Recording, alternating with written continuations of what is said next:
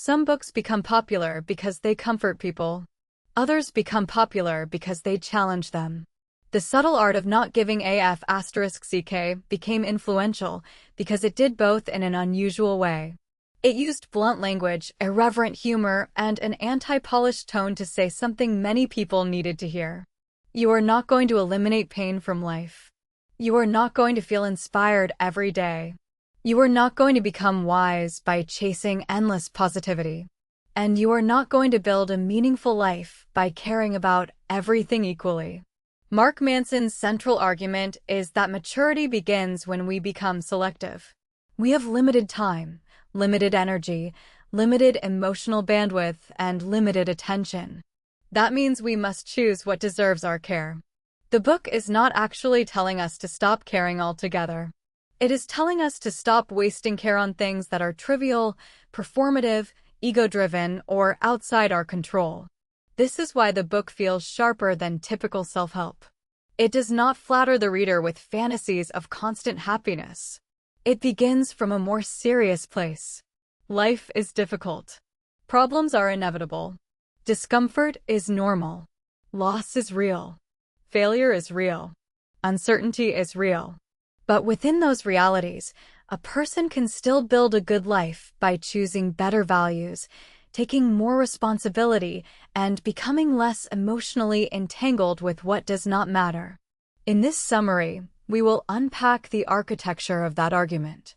We will explore the book's challenge to positivity culture, its view of suffering, its focus on values, responsibility, ego, uncertainty, and mortality, and the practical lessons it offers for living with more clarity and less unnecessary anguish. Beneath the provocative title is a deeper message about freedom, attention, and the discipline of caring wisely. At the center of the book is a deceptively simple insight. Human beings cannot care deeply about everything. Our emotional energy is finite. Our time is finite. Our focus is finite. Yet modern life constantly pressures us to react to everything, compare ourselves to everyone, and feel responsible for every signal that enters our awareness. The result is overstimulation, anxiety, resentment, and exhaustion. Manson's solution is not numbness. It is selectivity. He argues that a meaningful life requires deciding what truly deserves concern and then letting much else go. This is not laziness.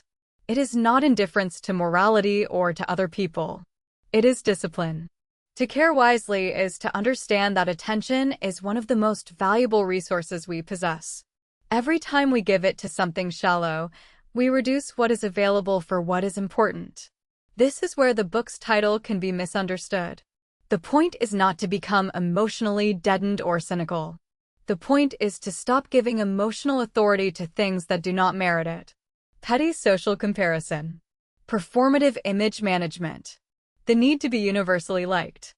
The illusion that every criticism must be answered. The fantasy that discomfort signals something has gone wrong. Manson is pushing against all of that. He is asking the reader to become more deliberate. What am I willing to be troubled by? What am I willing to work for? What pain am I willing to tolerate? What values are strong enough to organize my life around? Once these questions are taken seriously, the book stops sounding like rebellion for its own sake and starts sounding like a manual for psychological economy. It becomes a book about conservation of care.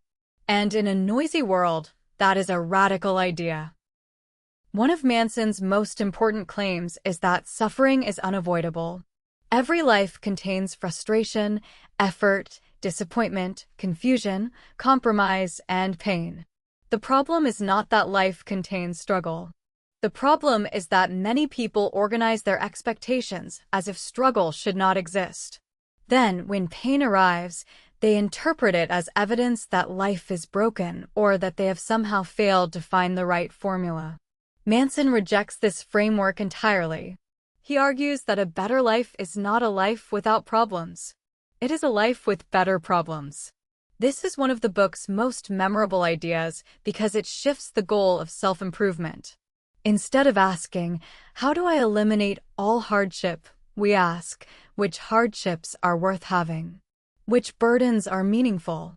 Which forms of difficulty are attached to values I genuinely respect? A loving relationship brings difficulty. Honest work brings difficulty. Creative effort brings difficulty. Physical health brings difficulty. Raising children brings difficulty. Growth itself brings difficulty. The answer is not to escape these realities, but to choose them consciously. This view restores seriousness to the idea of happiness. Happiness is not comfort without interruption.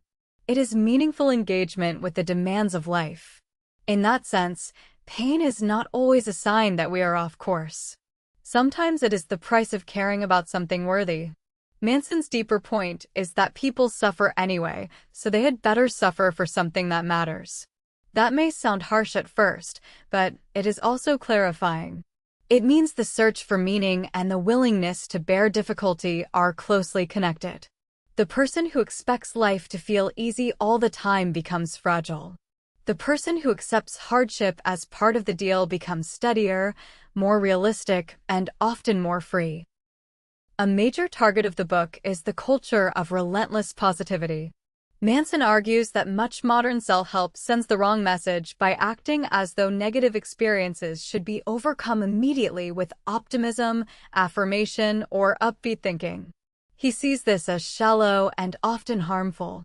If a person feels sad, anxious, inadequate, or angry, and then also feels ashamed of having those emotions, they become trapped in a second layer of suffering.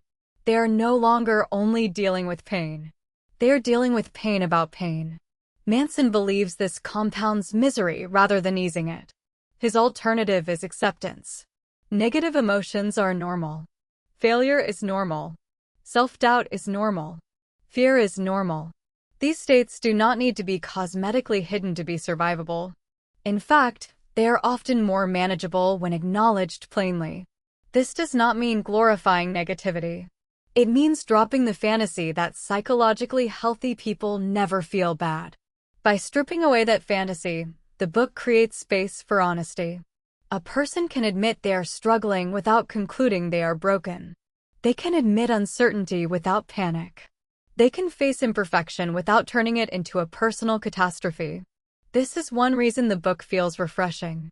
It does not demand emotional performance. It invites emotional realism. And emotional realism often becomes the beginning of genuine stability. If suffering is unavoidable, then the next question is what makes some suffering meaningful and other suffering empty? Manson answers that question through values. Values determine what we interpret as success, failure, progress, and worth. If our values are weak, fragile, or rooted in comparison, our experience of life becomes unstable. If our values are stronger, more internal, and more reality-based, then our experience becomes steadier. This is one of the book's deepest contributions. It suggests that emotional life is not only about events. It is about the standards through which events are judged. Many people, Manson argues, organize their lives around values like popularity, status, constant pleasure, being right, or looking impressive. The problem with these values is that they are unstable and often outside one's control. They leave the person dependent on comparison and external validation.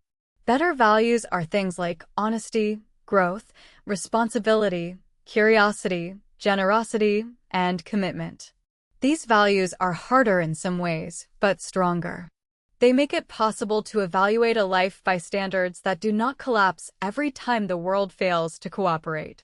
This matters enormously in ordinary life. If your value is never feeling uncomfortable, then almost any challenge becomes threatening. If your value is learning, then difficulty becomes usable. If your value is being admired, criticism becomes devastating. If your value is truth, criticism may become informative. In this sense, values shape perception itself. They tell us what counts.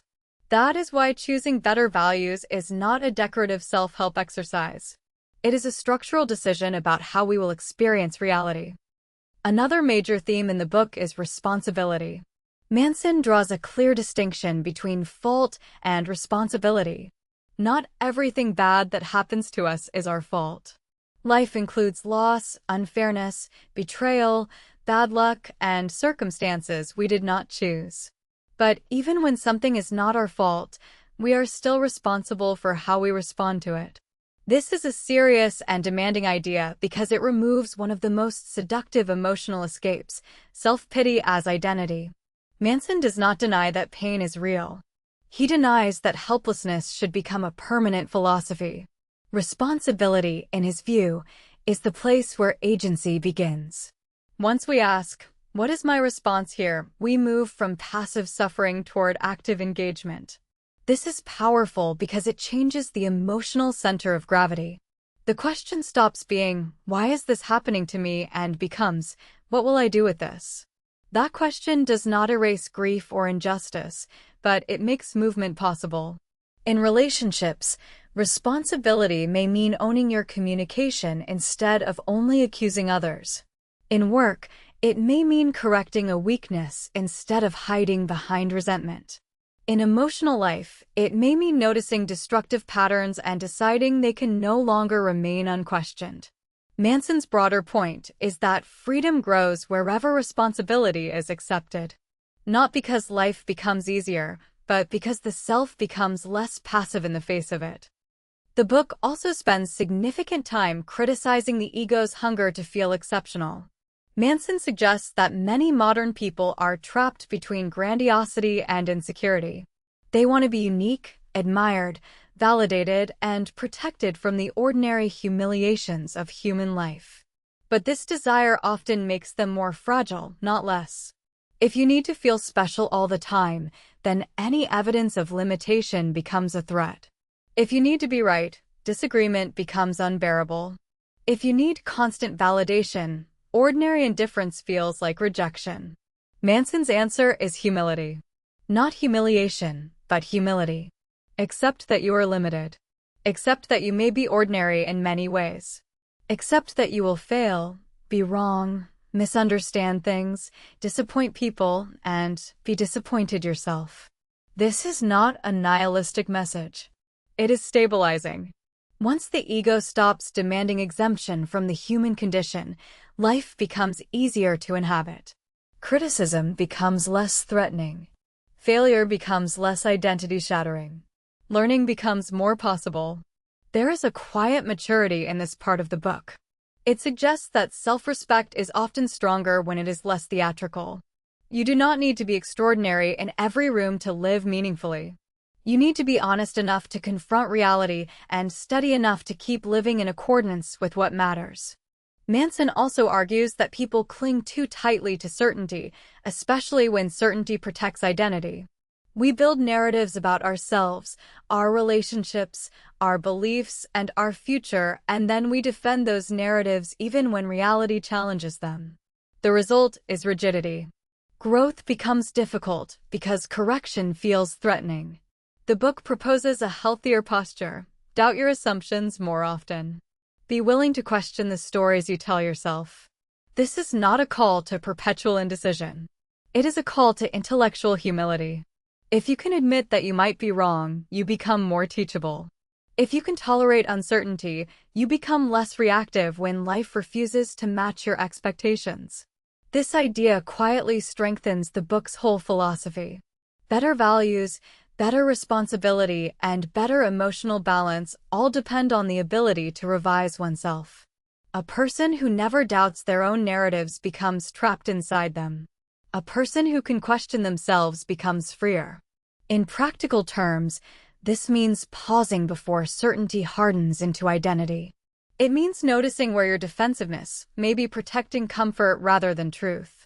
It means remaining open enough to be changed by evidence, experience, and honest reflection. Because the book is so concerned with values and ego, it also has much to say about failure. Manson treats failure not as an unfortunate exception, but as a central part of meaningful life. If you care about anything substantial, you will eventually fail at some aspect of it. You will be rejected. You will fall short. You will discover weaknesses you did not want to see. The question is what those moments mean. If your identity depends on always feeling confident, then failure becomes intolerable. But if your value is growth, honesty, or commitment, then failure becomes painful but usable. This is one of the most practical lessons in the book. Emotional resilience is not built by avoiding all negative outcomes. It is built by interpreting them differently. A setback can either become proof that you are inadequate or evidence that you are engaged in something real enough to challenge you. A rejection can either become a final verdict or a test of whether your values are strong enough to outlast wounded pride. Manson wants the reader to become less allergic to these experiences. Not indifferent, but less easily destroyed by them. That shift produces a more durable self. A self not based on never stumbling, but on continuing through reality without needing reality to flatter it. One of the deeper layers of the book emerges when Manson turns toward mortality. Awareness of death, he suggests, has a clarifying effect. It strips triviality of some of its glamour. When we remember that life is finite, many of the things that consume us begin to look smaller. Endless image management. Petty comparison. The chase for superficial importance.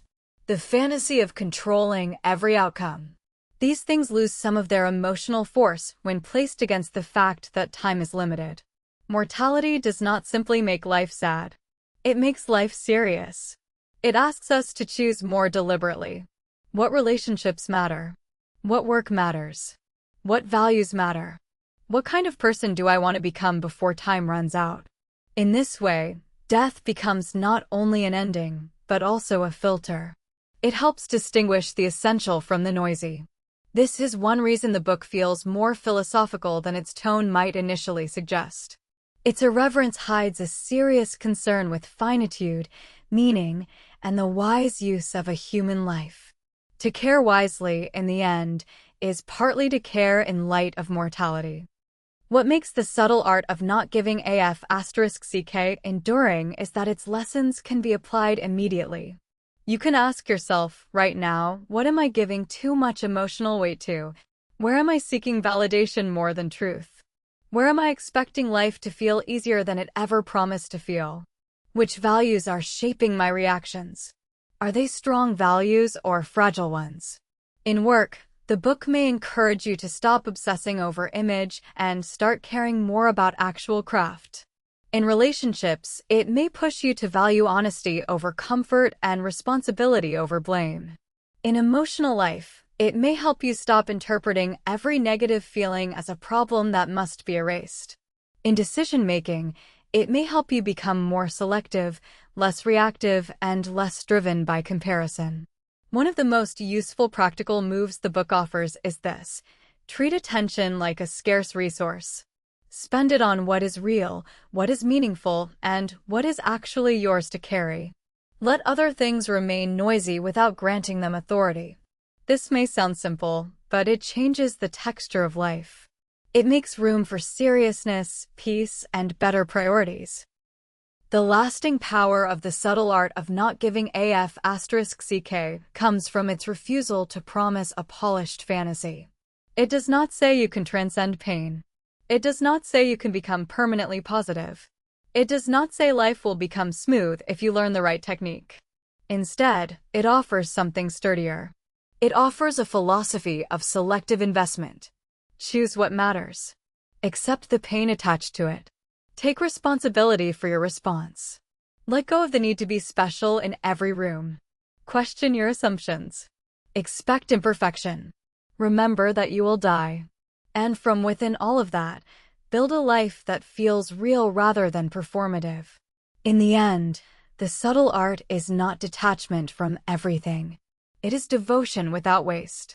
It is the ability to care deeply about a few worthy things and stop scattering your emotional life across every irritation, comparison, and vanity. That is not apathy. It is discipline. And discipline, in Manson's telling, is one of the clearest paths to freedom. When you stop trying to protect yourself from every discomfort, you become less afraid. When you stop demanding that life flatter you, you become more teachable. When you stop treating every negative emotion as an emergency, you become more stable. And when you finally choose your values carefully, the quality of your life begins to change from the inside out.